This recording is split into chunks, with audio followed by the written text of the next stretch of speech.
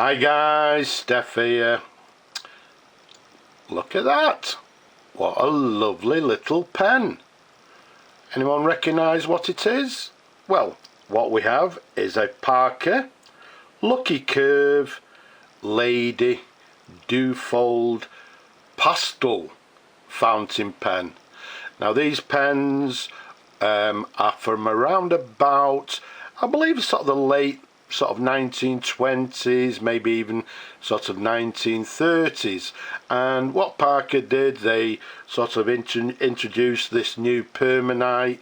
They introduced new colours to make them attractive to the ladies, as opposed to just having a simple black fountain pen.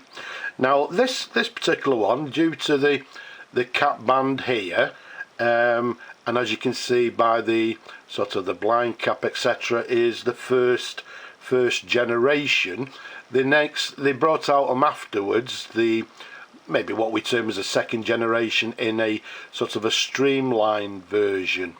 But this one, as I say, is a first generation in this permanite, and the colour of this particular one, they term it as beige grey. Okay, as you can see, it's this lovely, well, yeah, as it says, grey colour.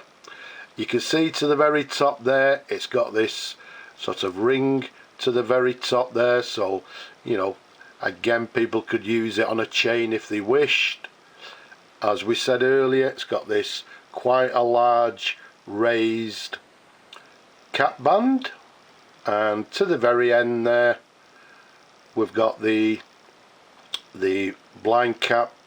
And then if we unscrew the blind cap for you, there you go, you can see the pen is what we term as a button filler fountain pen. So let's pop that back on, put the cap back on.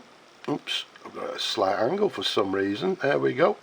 So there we go, we've got a blind cap to the end of the barrel. Let's take a look at the imprint. I don't know if it'll actually be visible for you because it being the colour, but it's still quite legible. And what it actually reads, to the left it says GOS Parker, and then underneath it has Toronto. In the middle it has the Lucky Curve banner with the word Lucky Curve, obviously, and then to the right, just slightly worn, it has fountain pen, and then underneath it has Canada. Okay, so I'm hoping that's legible for you. So it's a Canadian made Parker Lucky Curve Lady Duofold, and the reason for the, normally they're made in the USA, I think it's in Janesville, or they were, and they started making them in Canada, I believe, for the European market. So I think the Canadian ones are slightly less, there's slightly less Canadian ones than there is the USA ones.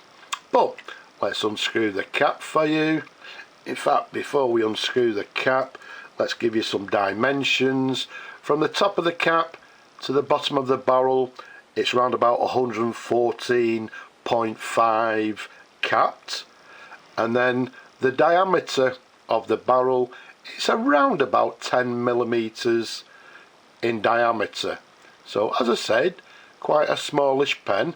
Again, with it being a Lady Duofold, I think, yeah, designed for the ladies out there. So let's undo the cap for you. Let's show you the pen in numerous different angles. Pop the cap down, and let's take a look at the section. You can see the section it's quite short. It's got this ridge towards the nib, and then if we show you the nib, hopefully you can see it says Parker Lucky Curve pen, has the number 2, and then just to the bottom it has the letters PC, and I'm not actually quite sure what the PC indicates, so if anybody knows, please leave a comment, help us all out. There's a sideways view,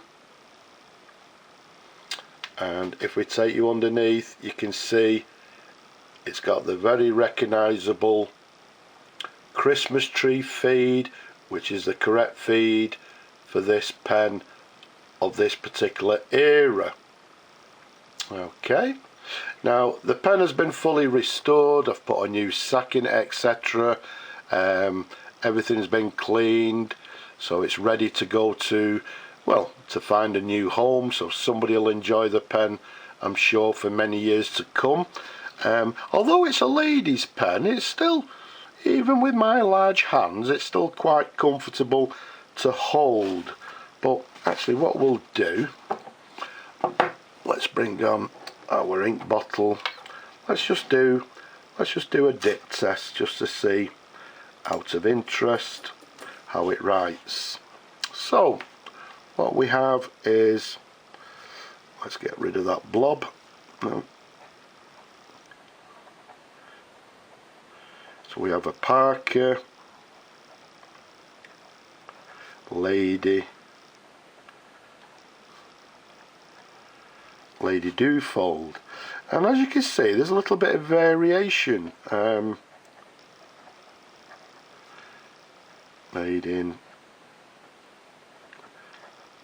Made in Canada, and as we said, around about sort of the 1930s, maybe even slightly earlier, maybe the very late 1920s. It's actually a lovely writer, and as you can see, if we do a downward stroke, we're getting a broad line, the cross stroke, and we've just run out of ink, so let's give it a little bit of a dip, and let's do some figure of eights.